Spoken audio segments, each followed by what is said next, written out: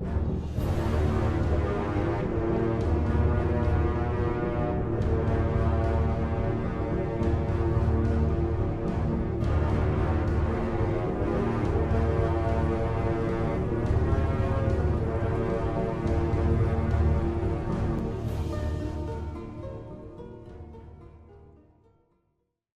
ocean's no place for the weak.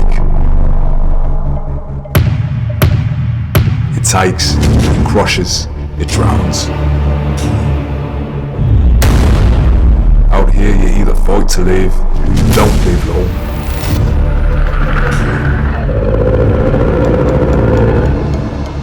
Folk talk about strength, about survival, but they don't know what it truly means.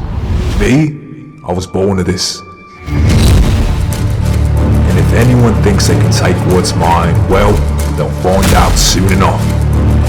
The sea doesn't show mercy, and neither do I.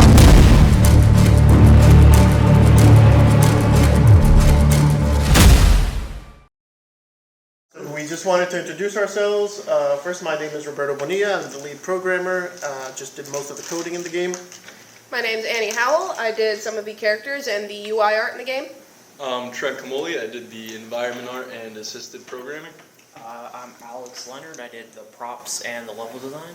And I'm James Taubman, and I handle mostly production and also some smaller things like audio and UI. And our goal for this game was to design, develop, and publish an engaging 3D game. The goal for this game was to be a fun horde shooter mechanic type of game. And we wanted to also have a clear and creative unified visual theme. Some constraints that we had was 1 programmer, 3 designers, and 1 producer. We had about 20 weeks to do the project with about 20 hours per student per week. And again, was to make a 3D game, but within 1 level using Unity Engine. And moving on to our target audience, so people that we think would like to play this game are people that like fast-paced, high-score incentive games, and visually enjoy underwater Greek-Roman themed worlds, and geared towards ages teen and up, to be played on PC through Steam. So the brainstorming for this game, the original idea that we came up with was having a tower defense game, sort of like Orcs Must Die. And we wanted the character to be shark themed, or in the level to be underwater themed, because we were trying to release it to coincide with Shark Week. After a couple more brainstorming sessions and iterating through the game, we decided to drop the tower defense aspects of it and instead keep it as an endless waves like shooter game. Alright, and just to kind of validate what we're doing and know that this game is fun and playable, we did a market analysis and we found that in 2024, games of this genre accumulated about 400K. Also in 2024, action-based games like ours made 3.7 million in total market revenue, and the average net for our game on Steam is around 5,000. So the initial feedback for the game after our first proposal was that we needed to scope down dramatically. We just had a lot of stuff going on in the game, and it didn't really have an identity. So after scoping down and figuring out what our main mechanics were going to be, we did some play testing, some early play testing, and found that the gameplay was getting very old very quickly. So we decided that one of the things that we needed to do was also enhance the amount of feedback that the player was getting. Then these are just some storyboards. After we received our initial feedback, we went through and just played the moment-to-moment action, as well as different UI interactions we need for the game. This was the paper prototype of the game. We printed out a layout of the map, and this is a way to simulate gameplay without actually putting it together in Engine. We used these yellow squares to simulate the enemies, and we also have a little wooden shark to simulate the player. And you're going to see a laser pointer pop up, that's to simulate shooting. And this way we can test out kinks with the gameplay, kinks with the map. For example, we ended up adding 2 bridges in the lightest platforms. Those are supposed to be elevated. We found that it was very difficult for the player to get between those platforms, so we added a couple bridges. Things like that got changed during this paper prototype. So just to summarize what the gameplay is going to be in the game, it's going to be a first-person shooter with an emphasis on hordes of enemies coming after you. The goal of the game is to just try to get as far as you can, and as you go further and further, you achieve high scores. And then to help you reach further levels in the game, you have a special ability called Bloodthirst that gives you bonuses or buffs to your character. And this is just a couple of games that we used as inspiration for the game. Call of Duty Zombies, Doom, Risk of Rain 2, Orcs Must Die. Those were really what we used for like the horde aspect of it, and then Bioshock was the inspiration for the underwater level design. This was the high concept of the game. You play as Akula, an Atlantean shark folk. You're defending your sacred underwater territory from waves of mutated fish enemies that are trying to come take over Atlantis. And so my role as producer for the team, what I handle is keeping a lot of the workflow moving, task management, project management, making sure everything is done on time, helping with any blockers, the sort of thing. It's more of a behind the scenes kind of role. And then here are some charts and examples of things that I made to help the team out. So this one was a development timeline, which includes pre-release, the release event, which is tonight, and live ops for things that we plan afterwards. And then this is a Gantt chart, which is used for week-to-week task management. And it basically just has a list of what people have to do and when they have to do it and dependencies. And then this one was something that we had to use for playtesting for quick turnaround time. So this one is what I call an urgent tab, which is just for fast burn down tasks. And these are called burn up and burn down charts, which are used to visually show how close we are to achieving our goals week to week and then also over the course of the term. And these are efficiency reports, which just shows our overall efficiency throughout the 2 terms. And here's another thing that shows velocity, which is just another way to visualize if we're meeting goals from a week-to-week basis. This was the first playable build of the game. Pretty much nothing was in it at this point. We had a very basic layout of the map. We had blocks for the enemies, blocks for the player, and the bloodthirst meter was in, but it didn't actually have the buffs attached to it yet. This was the alpha in week 10. All of the major gameplay mechanics had been implemented by this point. We had a version of the environment in. There was no lighting passes done, but we did have some fog in. The gun is in there, the basic enemy is in there, and the first pass at the UI is in there.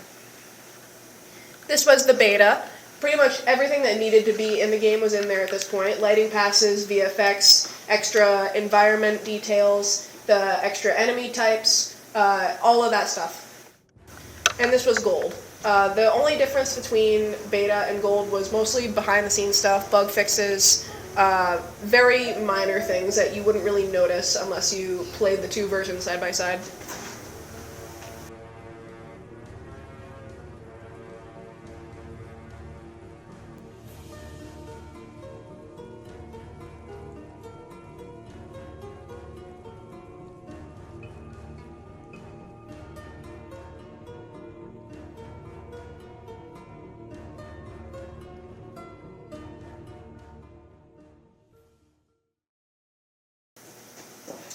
So just to reiterate on what the main mechanics of the game were, we had a wave-based spawning system, and we would be adding new enemy variant types as you progress through the game. On top of that, for the player to deal with these enemies, they had the ability to shoot at the enemies with normal bullet shots and then a grenade that we added to the gun on top of meleeing them. And they also had the ability to dash around the level. And then, again, we had a system called Bloodthirst that would give the player special powers as they accumulated kill streak. So this is just showing off some of the player mechanics. You'll see at the very beginning of the video that the player is firing their rifle, then they dash right there. As the enemies approach, you'll see the melee attack being showed off here, and then the player's going to shoot their grenade at the very end here. So this is the Bloodthirst system in action. So you'll see as the player kills enemies, the Bloodthirst meter goes up, and when it hits certain thresholds, you'll see a small notification show up in the middle of the screen on top of icons show up on the bottom left. This is just telling you what kind of powers you're getting as you kill the enemies.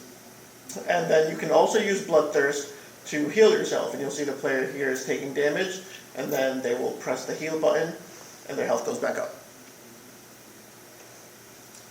So this was just showing off how sort of coding works in Unity. The image on the left is basically the code that the programmer would write, and then that translates to what you would see in the image on the right, which is the inspector in the Unity editor. And so all that stuff on the right basically has to have logic behind it, which is written in the code. This is just showing off some of the enemy types that we have. This is our basic enemy. We call it a Tide Maw. It's just gonna come up to you and swing its sword at you. Next we have what we call the Surge Fin, which is our basic ranged enemy. It'll search for you throughout the level, and once it gets line of sight of you, it starts shooting you with some lightning bolts.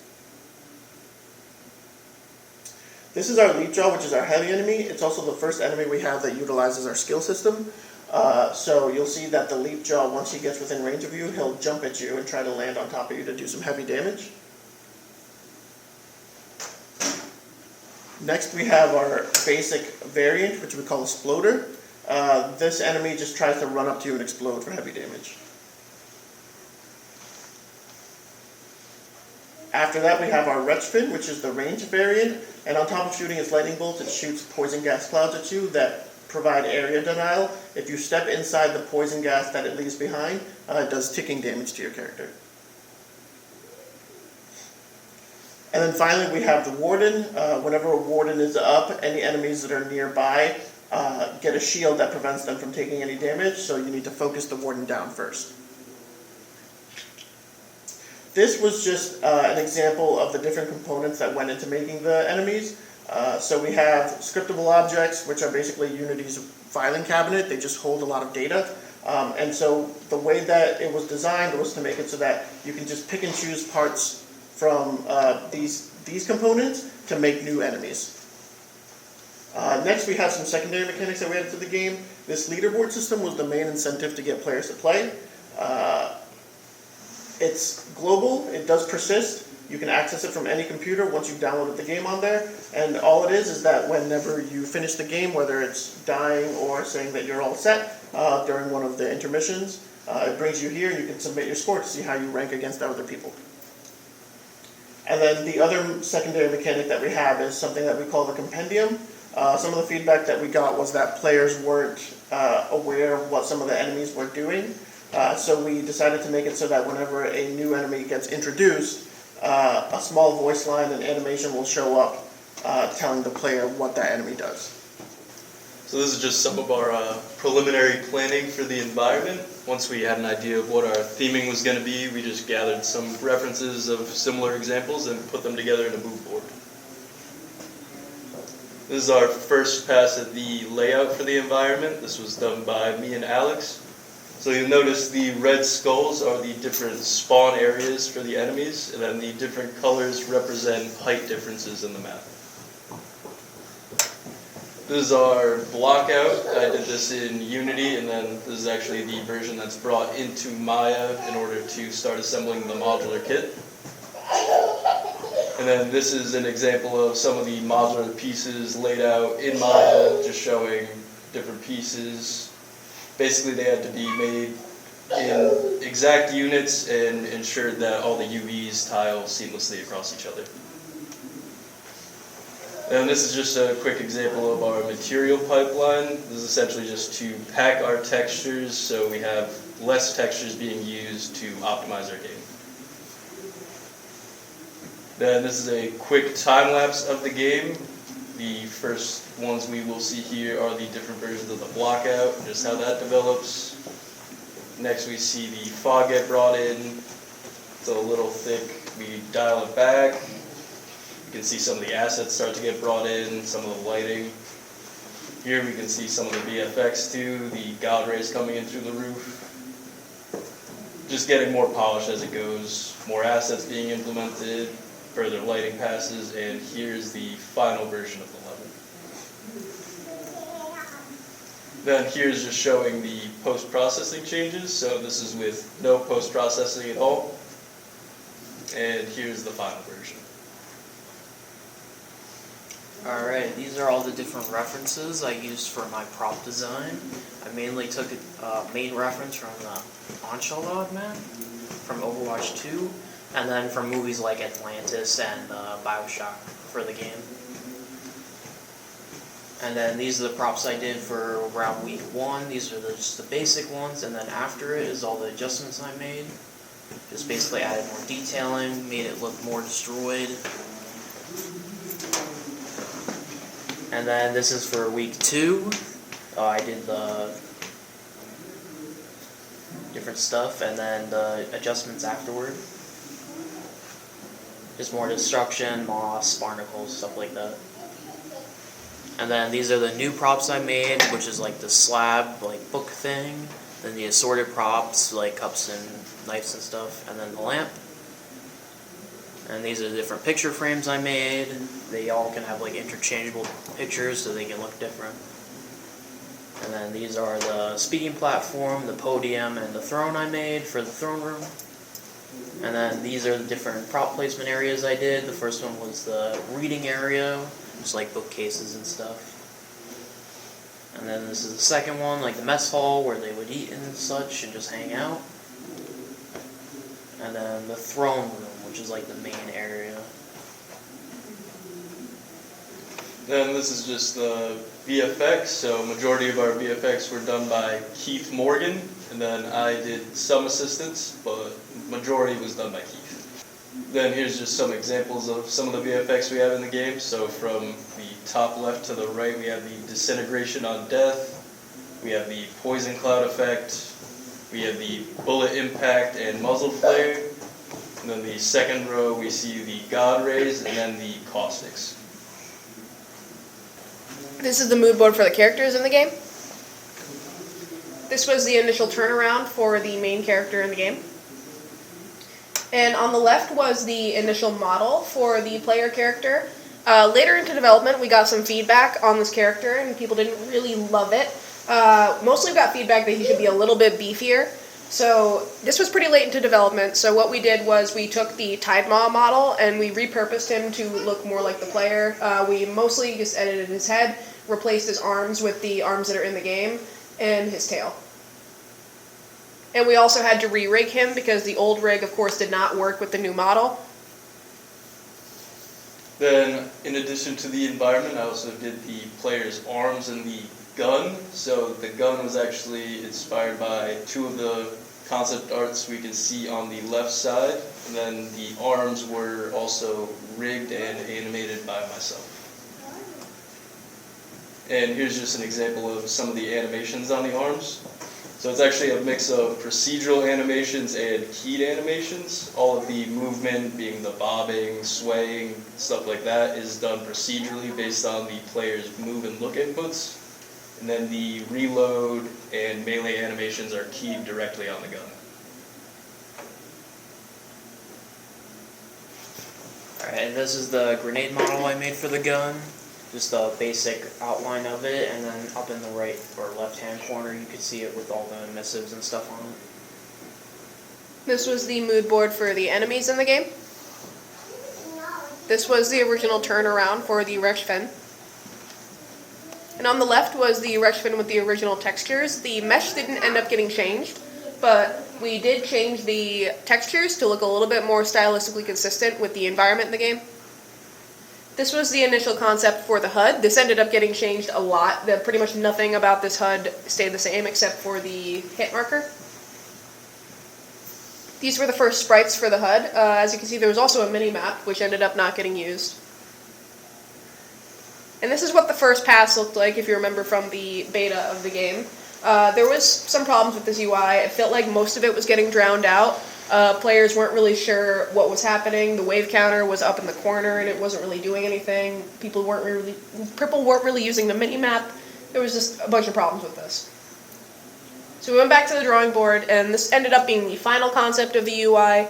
We decided to make everything a little bit bigger, put it all in one area at the top of the screen. And there was also a concept for an enemy compass that did not end up getting used or implemented. These were the final sprites for the UI. Everything is in the top. The only things that are not in the top are the bloodthirst icons whenever you get a bloodthirst buff. And this is what the final pass of the UI looks like in the game. This was the initial concept for the menu screens. This ended up pretty much being a placeholder. It was only in the game for like under a week. These were the final main text frames. These are used pretty much everywhere in the UI. This is the enemy compendium. It only differs slightly from the menu screens. There's a little bit more adornment on the edges. These were the initial concepts for the buttons. They used to be 3D, but we found that the text moves in a bit of an awkward way whenever they're pressed, so we made them 2D. And this is what the buttons looked like in the game. These are the final sprites. And this is what everything looks like all together. So another big aspect of game development is audio, but since none of us specialize in audio, we needed to find outside assistance. So we looked for a student named Joe Rowland who works in the digital media production area of our school, and he handled the majority of our audio. So this is behind the scenes of what it looks like audio engineering in Pro Tools. And here are some examples of clips.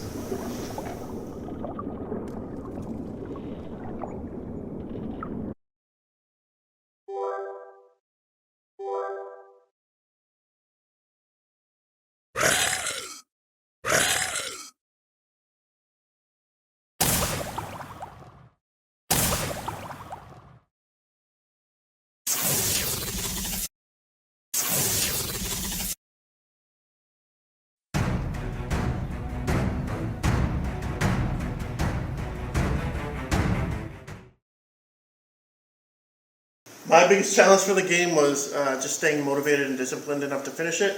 About halfway through development, I realized that game development is more of a marathon and not a sprint.